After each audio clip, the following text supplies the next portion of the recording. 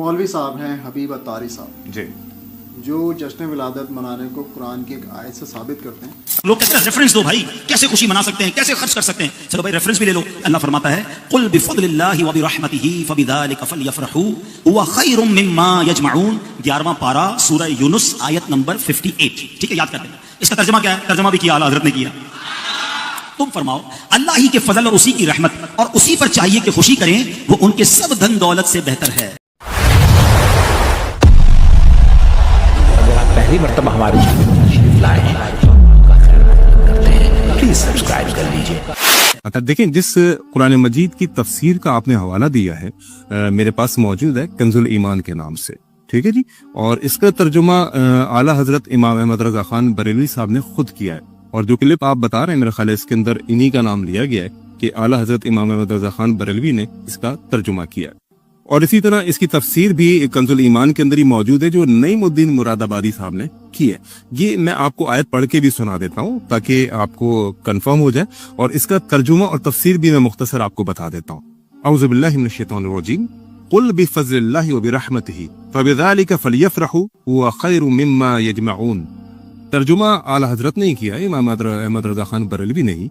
तुम फरमाओ अल्लाह ही की फजल और उसी की रहमत और उसी पर चाहिए कि खुशी करें, वो इनके सब धन दौलत से बेहतर है। अच्छा, अब उनके कहने का मकसद ये है जो आपने रेफरेंस पेश किया है कि वो इस आयत की बुनियाद पर जो कि सूरह यूनुस आयत नंबर 58 पारा नंबर 11 में मौजूद है, उनका ये कहना है कि इस आयत के तनाजुर के अंदर आप खुशियां मना सकते हैं। ऐसा ही कहना है आपका? ठीक है। देखिए, इसकी तफसीर कुरान मजीद की जो उन्होंने कंजुल ईमान के अंदर ही मौजूद है, और इसी के अंदर उन्होंने तफसीर जो की है जनाब अली वो खुद लिखते हैं। हजरत इब्न अब्बास रज़ियल्लाहु ताला अन्हु ने कहा कि अल्लाह के फजल से इस्लाम और उसकी रहमत से मुराद कुरान है। मेरी बात समझ रहे हैं? जिस आयत को बुनियाद बना के वो कह रहे हैं कि इस आयत को बुनियाद बना के नबी अलैहिस्सलातु वस्सलाम का बर्थडे सेलिब्रेट करो, क्योंकि ये एक बहुत बड़ी खुशी है, एक बहुत बड़ी रहमत है, और नबी अलैहिस्सलाम से बड़ा रहमत क्या हो सकती है, यही उनके कहने का मकसद है। लेकिन बात यह है कि इस तरह से गुमराह करने से काम नहीं चलेगा। उन्हीं के कंजुल ईमान के अंदर तर्जुमा उनका, तफसीर उनकी, जिसमें साफ उन्होंने कहा कि अल्लाह की रहमत से मुराद कुरान है। तो बात यह है मिस्टर ज़ीशान कि कुरान को समझने के लिए बहरहाल थोड़ी सी अकल भी चाहिए, इसी तरह अहादीस को समझने के लिए भी थोड़ी सी अकल की जरूरत है। लिहाजा मिस्टर ज़ीशान, जिस तरह इन्होंने तर्जुमे के जरिए से लोगों को गुमराह करना चाहा, तो मैंने हकीकत आपके सामने पेश कर दी, और तर्जुमा भी वही पेश किया जो कंजुल ईमान के अंदर मौजूद है आला हजरत का। मेरा ख्याल है कि हमें इन सब चीजों से बचना चाहिए। जो चीज बिल्कुल वाज़ेह है उस चीज के ऊपर अमल करना चाहिए। दीन के अंदर जरा सी भी कमी ये भी खतरनाक हो सकती है, और जरा सी ज्यादती ये भी खतरनाक हो सकती है। हम बहुत सारी बिदआत के अंदर मुब्तला है, बहुत सारी बिदआत हमारे अंदर जा रही हैं, उन बिदआत से हमको बचना चाहिए। और छोटी छोटी बिदआत बाज दफा बड़ी बड़ी गुमराहियों का सबब बन जाती है। लिहाजा मेरा मशवरा ये होगा कि आप छोटी छोटी बिदआत से अपने आप को बचाएं। जो चीज बिल्कुल पक्की ठक्की मौजूद हो उन चीजों को आप अमल कीजिए। बहुत सारी ऐसी सुन्नतें मौजूद है, दीन के बहुत सारे चैप्टर्स मौजूद है, आप उनमें से वो चीजें लीजिए जो बिल्कुल हकायक के ऊपर मबनी है और जिनका सबूत किताब व सुन्नत में मौजूद है। क्यों मशकूक चीजों को अपना कर या फिर अपने बड़ों की वो बातें मानकर जो किताब व सुन्नत से मैच नहीं है, उन चीजों पर अमल छोड़ दीजिए। मेरा ख्याल है इसी में खैर है। वाह जनाबे वाला वाह, हम करें तो बिद्दत, देवबंदी और अहले हदीस कुछ भी करता रहे, कुछ भी नहीं है, वो दीन है। गुलाम रसूल साहब, देवबंदी अहले हदीस क्या करते हैं? सिर्फ इल्जाम लगाने से नहीं बात चलेगी। देवबंदी और अहले हदीस हमें हर बात का ताना देते हैं कि ये बिद्दत है, वो बिद्दत है, आप सल्लल्लाहु अलैहि वसल्लम के दौर में ये काम नहीं हुआ, ये बिद्दत, वो काम नहीं हुआ, वो बिद्दत। अब जो इनकी मस्जिदों में कारपेट बिछे हुए हैं, पंखे लगे हुए हैं, लाइटें लगी हुई हैं, क्या ये सारी चीजें हमारे, और एक लाउड स्पीकर, ये चार चीजें क्या हमारे प्यारे नबी के दौर में कारपेट था, लाइटें थी, पंखे थे, लाउड स्पीकर पर अजान दी जाती थी? नहीं दी जाती थी। तो फिर हमें बिद्दती होने का ताना क्यों दिया जाता है कि ये भी बिद्दत, वो भी बिद्दत? वो खुद करे तो सही, अगर हम करें तो हम बिद्दती, हम जहन्नुमी हो गए। तो ये तो दोनों में आ रहे हैं ना कि हम वो जो कर रहे हैं वो दीन में लिखा हुआ है, जो हम कर रहे हैं हम दीन से खारिज हो गए, हम बिद्दती हो गए। तो ये तो गलत है ना कि बिद्दत बिद्दत बिद्दत, ऐसा तो नहीं होना चाहिए। गुलाम रसूल साहब, इतने भड़कने की जरूरत नहीं है।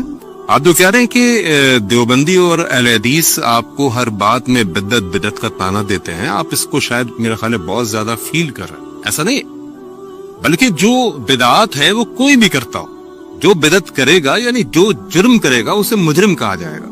اگر آپ یہ عمل کر رہے ہیں جیسے کہ اس وقت ہم جشن ولادت کے حوالے سے بیٹھے ہیں، عید میلاد النبی صلی اللہ علیہ وسلم کے حوالے سے، تو ان کا کہنا یہ ہے، اہل حدیث یا دیوبندیوں کا ماننا یہ ہے کہ یہ دن نبی صلی اللہ علیہ وسلم نے اپنی زندگی میں نہیں منایا.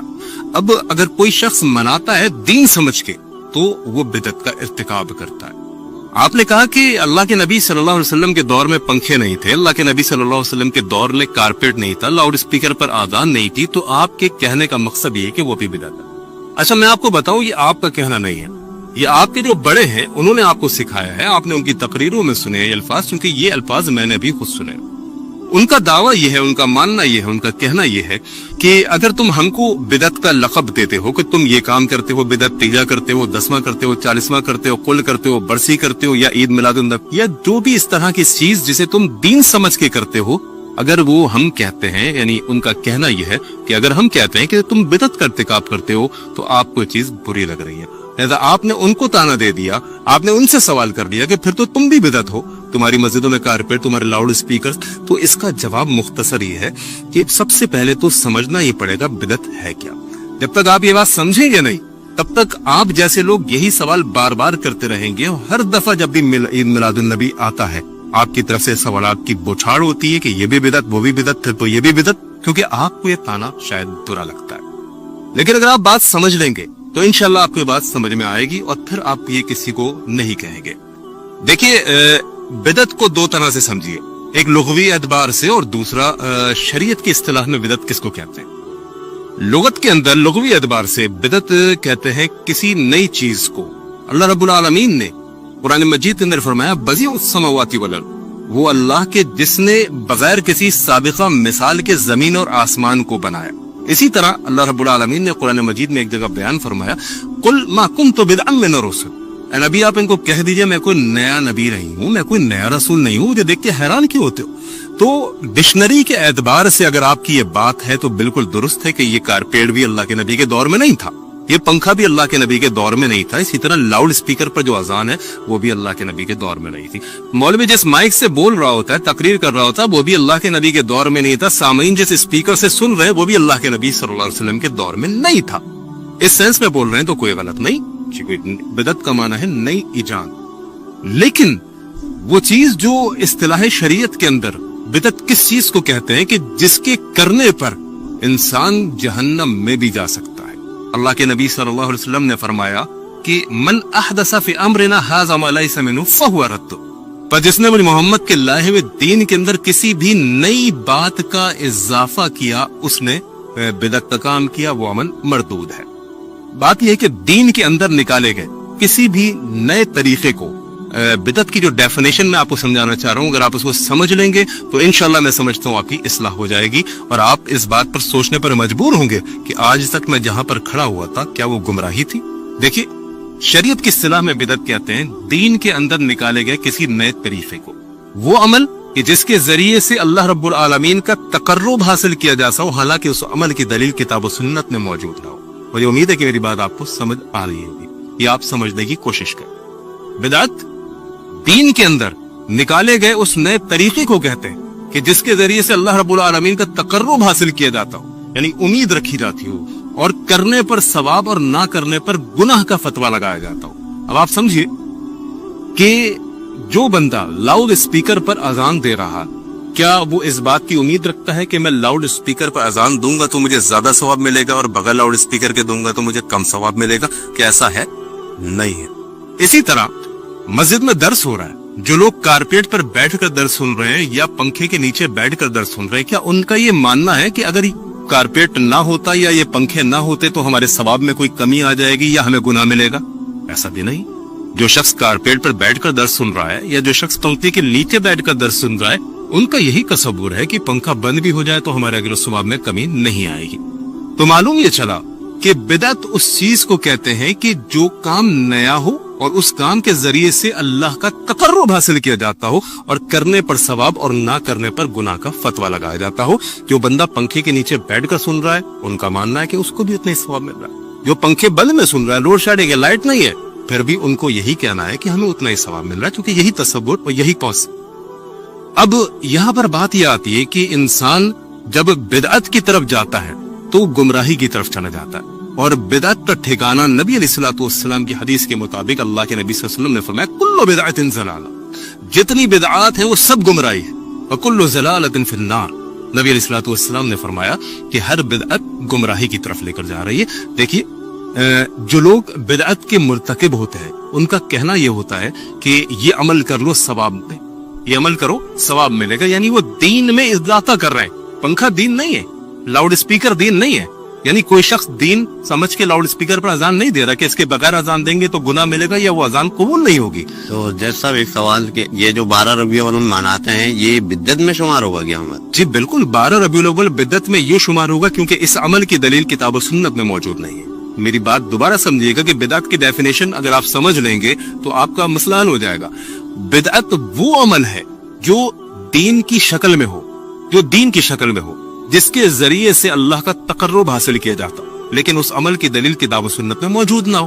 اب جو بندہ ربیع الاول منا رہا ہے وہ اپنے منانے کو کیا سمجھتا ہے؟ ثواب کا. اچھا, نہ منانے والوں کو آپ نے جس الزام کے اندر آج آپ کٹہرے میں کھڑے ہوئے ہیں, آپ پر الزام کیا تھا کہ آپ یہ نعرے لگاتے پھر رہے تھے سوائے ابلیس کے سبھی خوشیاں منا رہے. اب بات یہ ہے کہ آپ نے نہ منانے والوں کو کیا بنا دیا؟ ابلیس بنا دیا, اور جو منا رہے ہیں ان کو آپ نیک انسان سمجھ رہے کہ ثواب کا کام ہے. یہی بدعت ہے. کیوں؟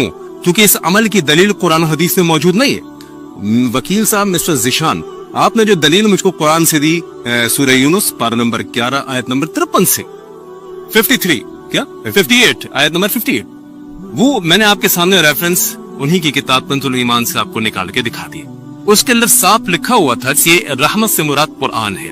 حالانکہ مولوی صاحب نے آپ کو کس طرح سے گمراہ کیا, جو کلپ آپ نے اس کا ریفرنس دیا, انہوں نے کہا ہے یہاں پر مراد نبی علیہ الصلوۃ والسلام ہے کہ ان کا جشن ولادت مناؤ, رحمت سے مراد نبی علیہ الصلوۃ والسلام ہے. تو یہ عمل بدعت ہے کہ جو دین سمجھ کر کیا جائے. آپ ویسے آپ یعنی کچھ بھی کرتے رہیں, اگر آپ اس کو دین کا نام نہیں دے رہے تو ٹھیک ہے, ہمیں کوئی اعتراض نہیں, لیکن آپ کہتے ہیں دین ہے. جس نے منایا وہ نیک انسان ہے, جس نے نہیں منایا وہ ابلیس ہے. بس یہی تو بدعت. اسی طرح آپ کا کہنا ہے مر گیا مردود نہ فاتحہ نہ درود, ایسا بولتے ہیں, ایسا مانتے ہیں. اب آپ مجھے بتائیے کہ جو یہ درود فاتحہ نیاز یہ کر رہا ہے, 3 10 40 جو کر رہا ہے, آپ کا ماننا یہ نیک انسان ایسے ہی, اور جو نہیں منا رہا اس کو آپ کیا کہہ رہے ہیں؟ مردود. مر گیا مردود, نہ فاتحہ نہ درود. اچھا اب آپ سوچئے نبی علیہ الصلوۃ والسلام کی زندگی میں اللہ کے نبی علیہ الصلوۃ والسلام کی اولاد بھی دنیا سے رخصت, نبی کی زندگی کے اندر نبی کے رشتہ دار بھی دنیا سے رخصت ہوئے, نبی علیہ الصلوۃ والسلام کی زندگی کے اندر نبی علیہ الصلوۃ والسلام کے صحابہ بھی دنیا سے رخصت ہوئے. اچھا اگر یہ درود 3 10 40 جس کے آپ قائل ہیں اور جس کے کرنے پر آپ ثواب اور نہ کرنے والوں کو آپ مردود کہہ رہے ہیں, اگر یہ عمل ہم کتاب و سنت میں ڈھونڈے, آپ نے کبھی کسی حدیث کے اندر سنا ہے کہ اللہ کے نبی صلی اللہ علیہ وسلم نے کسی کا 3 10 40 کیا ہو؟ میں نے قرآن اور حدیث کا پوچھا ہے آپ سے, نہیں سنا. اچھا اگر قرآن و حدیث میں موجود ہوتا تو یقیناً یہ عمل دین ہوتا, لیکن جب یہ عمل قرآن و حدیث میں موجود نہیں, 3 10 40 نبی کی زندگی میں نبی کے رشتہ دار فوت ہوئے, نبی کے صحابہ فوت ہوئے, یہ عمل کتاب و سنت میں موجود نہیں, تو اس کو کیا کہیں گے؟ بدعت کہیں گے. اللہ آپ کو جزائے خیر دے, آپ نے بہت اچھے طریقے سے بات کو سمجھا.